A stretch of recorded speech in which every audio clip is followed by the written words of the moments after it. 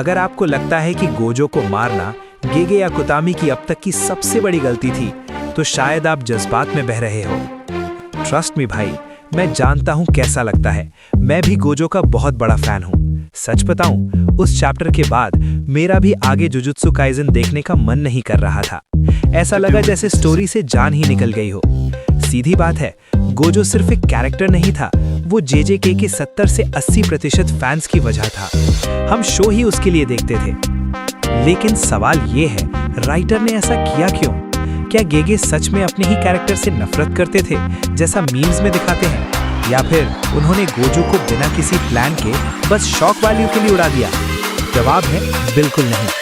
Gojo की मौत के पीछे 5 ऐसे डीप रीजंस हैं जो हम गुस्से में अक्सर मिस कर देते हैं। ये वो पॉइंट्स हैं जो सिर्फ एक राइटर लिखते वक्त समझ सकता है। चलिए आज उस गुस्से को साइड में रखते हैं और ठंडे दिमाग से समझते हैं गोजो सतोरू क्यों मरा। Point number 1, the story glitch. भाई, किसी भी ग्रेट स्टोरी का एक सिंपल रूल होता है, अप्स एंड डाउन्स। हमें वो मैचेस देखने में मजा आता है जहां डू और डाई का खेल चल रहा हो, जहां पता ना हो कि कौन जीतेगा। लेकिन अगर हम एक ही चीज बार बार देखेंगे कि विलन आया, बड़ी बड़ी बातें की और हीरो ने बिना पसीना बहाए उसे मार दिया, तो हम बोर हो जाएंगे। ये नेचर का लॉ है। हमारा दिमाग सेम चीज से थक जाता है। गोजो सतोरू जुजुत्सु काइजन में वही चीट कोड बन गया था। जब गोजो स्क्रीन पर आता था तो लोगों का डर खत्म हो जाता था। हमें पता था, अरे टेंशन नहीं, गोजो सेंसे आ गए हैं, अब विलन पैकिंग शुरू कर देगा। हालांकि डर का खत्म होना अच्छी बात है, पर एक स्टोरी के लिए ये ग्लिच है। स्टोरी फ्लैट हो जाती है। एग्जाम्पल के लिए नारुतो को याद करो। जिराया सेंसे भी नारुतो के लिए एक छत की तरह थे। सोचो, अगर जिराया ने पेन को वहीं मार दिया होता तो क्या नारुतो कभी सेज मोड सीख पाता? क्या वो इतना इमोशनली स्ट्रांग बन पाता? घंटा। गोजो और जिराया जैसे कैरेक्टर्स वो छत होते हैं जो अपने स्टूडेंट्स को बारिश से बचा कर रखते हैं। लेकिन अगर पौधों को बड़ा होना है तो उस छत को टूटना पड़ेगा, उन्हें बारिश और तूफान में भीगना पड़ेगा। शिबुया आर्क में भी गेगे को गोजो को सील करना पड़ा था। क्यों?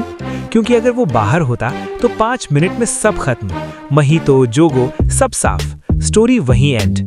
इसलिए गोजो का मरना या सील होना राइटर की बेवकूफी नहीं, बल्कि एक जीनियस मूव था ताकि बाकी कैरेक्टर्स ग्रो कर सकें। ठीक है, दिमाग मान गया, स्टोरी को आगे बढ़ाने के लिए गोजो का मरना जरूरी था, लॉजिक समझ आ गया। लेकिन दिल का क्या, इमोशन का क्या? गोजो अपनी मौत के वक्त स्माइल क्यों कर रहा था? उसे तो गिल्ट फील होना चाहिए था ना कि मैं स्ट्रॉन्गेस्ट होकर भी हार गया, अब मेरे स्टूडेंट्स का क्या होगा? तो आखिर उस स्माइल का राज क्या था? ये छुपा है पॉइंट नंबर 2 में। अब आते हैं उस रीजन पर जो दिल को चुभता है भाई, द एब्सोल्यूट लोनलीनेस। हमें लगता है ना कि सबसे पावरफुल होना कितना कूल होगा, पावर, रिस्पेक्ट, डर, सब कुछ मुट्ठी में। लेकिन जेजेके ने हमें रियलिटी चेक दिया कि स्ट्रेंथ कोई गिफ्ट नहीं, एक शराब है। याद है गोजो का वो iconic dialogue, throughout heaven and earth I alone am the honoured one. हम सबने सोचा भाई बंदा क्या घमंडी है, लेकिन ध्यान से सुनो, उसने कहा आई अलोन। इसका असली मतलब एरोगेंस नहीं, बल्कि गहरा अकेलापन था। जब तुम सबसे टॉप पर पहुंच जाते हो ना, तो तुम्हारे और बाकी दुनिया के बीच एक ऐसी खाई यानी अबिस बन जाती है जिसे कोई नहीं भर सकता। गोजो भीड़ में होकर भी अकेला था। स्टूडेंट्स इज्जत करते थे, दुश्मन डरते थे, पर कोई उसे समझता नहीं था। इस चीज को फ्लावर लॉजिक से बेहतर कोई एक्सप्लेन नहीं कर सकता। एयरपोर्ट पर गोजो ने क्या कहा, मैं ह्यूमंस को प्रोटेक्ट करता हूं, पर वो मेरे लिए फूलों जैसे हैं, फ्लावर्स जैसे हैं। सोचो जरा, एक माली फूलों से प्यार कर सकता है, उन्हें बचा सकता है, पर क्या फूल कभी माली की फीलिंग समझ सकते हैं? नहीं। गोजो के लिए यूजी, मेगुमी, ननामी सब वो फूल थे। वो उन्हें बचा तो सकता था, पर उनके लेवल पर आकर दोस्ती नहीं कर सकता था। उसकी लिमिटलेस टेक्निक ने उसे दुनिया से फिजिकली ही नहीं, इमोशनली भी काट दिया था। और यही वजह है कि सुकुना का होना जरूरी था। सुकुना विलेन था, दुश्मन था, पर वो अकेला बंदा था जो उस लिमिटलेस के पार देख सका। गोजो की मौत हमारे लिए ट्रेजिक थी, पर गोजो के लिए वो एक राहत थी, क्योंकि पहली बार कोई ऐसा मिला जो उसे टक्कर दे सका। बिना कुछ बोले लड़ाई के मैदान में उन्होंने एक दूसरे को समझा। लोग कहते हैं गोजो हारा, मैं कहता हूं गोजो जीता। उसने मरकर अपने उस अकेलेपन को हरा दिया। मरते वक्त वो मॉन्स्टर नहीं, बस सतोरू था। अब बात करते हैं उस सीन की जिसने इंटरनेट पर आग लगा दी थी, द एयरपोर्ट सीन। भाई फैंस का गुस्सा नेक्स्ट लेवल था। गोजो ने स्टूडेंट्स का नाम क्यों नहीं लिया, सुकुना की तारीफ क्यों कर रहा है, क्या ये सेल्फिश था? जवाब सुनने में कड़वा लगेगा पर सच यही है। ननामी ने एयरपोर्ट पर सीधा गोजो के मुंह पर बोल दिया था, तुमने कभी दुनिया बचाने के लिए नहीं लड़ा, तुमने सिर्फ अपनी सेटिस्फैक्शन के लिए लड़ा। हम उसे सेंसेई मानते थे पर डीप डाउन वो एक वॉरियर था, एक सॉर्सरर। और एक असली वॉरियर की मौत कैसी होनी चाहिए? हॉस्पिटल बेड पर, बुढ़ा होकर या कमजोरी से? बिल्कुल नहीं। गोजो जैसा गॉड लेवल इंसान अगर बिस्तर पर मरता तो वो उसके लिए नरक से कम नहीं होता। उसने खुद एडमिट किया, मुझे खुशी है कि मैं किसी स्ट्रांग बंदे के हाथों मरा, ना कि बीमारी से। सुकुना से हारना शर्म नहीं, उसके लिए एक अचीवमेंट थी। वो अपनी प्राइम पर मरा, अपनी लाइफ की बेस्ट फाइट लड़कर। इसलिए वो सुकुना की रिस्पेक्ट कर रहा था। ये चापलूसी नहीं, स्पोर्ट्समैनशिप थी। और जो लोग पूछते हैं स्टूडेंट्स का जिक्र क्यों नहीं, लोग कहते हैं वो सेल्फिश था। मैं कहता हूँ वो कॉन्फिडेंट था।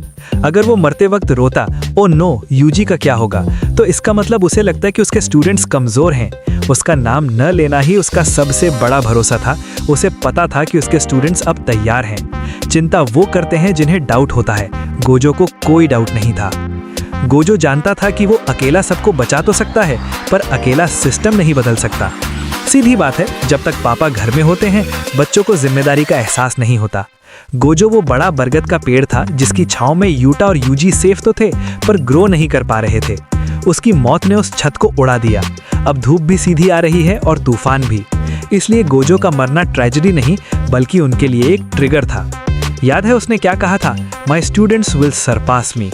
ये सिर्फ हवाबाजी नहीं थी। सुकुना जैसा मॉन्स्टर तभी हारेगा जब तुम खुद मॉन्स्टर बन जाओगे। गोजो की मौत ने ही यूजी के अंदर के सोए हुए श्राइन को जगाया। गोजो अगर जिंदा होता तो ये सब कभी अपनी लिमिट्स पुश नहीं करते। वो हमेशा सेंसेई के पीछे छुपे रहते। इसलिए दोस्तों, गोजो की लेगेसी उसकी जीत में नहीं, उसके ट्रस्ट में थी।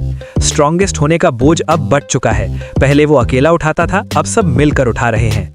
लेकिन इमोशन और फिलॉसफी अपनी जगह है। एक सवाल अभी भी दिमाग का दही कर रहा है, भाई गोजो आखिर हारा कैसे? इन्फिनिटी जैसी परफेक्ट डिफेंस को सुकुना ने काटा कैसे? ये कोई मैजिक नहीं था, ये प्योर साइंस और बैटल आईक्यू था। सुकुना पूरी फाइट में मार खा रहा था, ब्लैक फ्लैश खा रहा था, सिर्फ इसलिए ताकि माहोरागा का व्हील घूम सके और वो इन्फिनिटी का सोल्यूशन निकाल सके। सुकुना को एक चीट कोड या ब्लूप्रिंट चाहिए था। और जब माहोरागा ने वो स्लैश मारा जिसने स्पेस को काटा, तब सुकुना की आंखें चमक गई। उसे उसका तरीका मिल गया। इसे एक सिंपल एग्जाम्पल से समझो। इमेजिन करो ये कागज पेपर यानी दुनिया है और इस पर बनी ड्राइंग गोजो है। गोजो के पास इन्फिनिटी है तो मैं ड्राइंग को डायरेक्ट मिटा नहीं सकता। तो सुकुना में क्या किया? उसने गोजो को टारगेट ही नहीं किया, उसने कागज को यानी स्पेस को ही बीच से फाड़ दिया। जब कागज ही फट गया तो ड्राइंग अपने आप कट गई। चाहे तुम कितने भी स्ट्रांग हो, अगर जिस जमीन पर तुम खड़े हो वही गायब हो जाए तो तुम नहीं बच सकते। सुकुना ने अपना टारगेट गोजो सतोरू से बदलकर दुनिया कर दिया। ये चीटिंग नहीं थी दोस्तों, ये बैटल आईक्यू का सबसे खतरनाक डिस्प्ले था। तो दोस्तों, क्या गोजो सतोरू की मौत बैड राइटिंग थी? मेरे हिसाब से बिल्कुल नहीं। स्टोरी आगे बढ़ाने के लिए जरूरी था, उसके कैरेक्टर आर्क के लिए जरूरी था और लॉजिक भी सॉलिड था।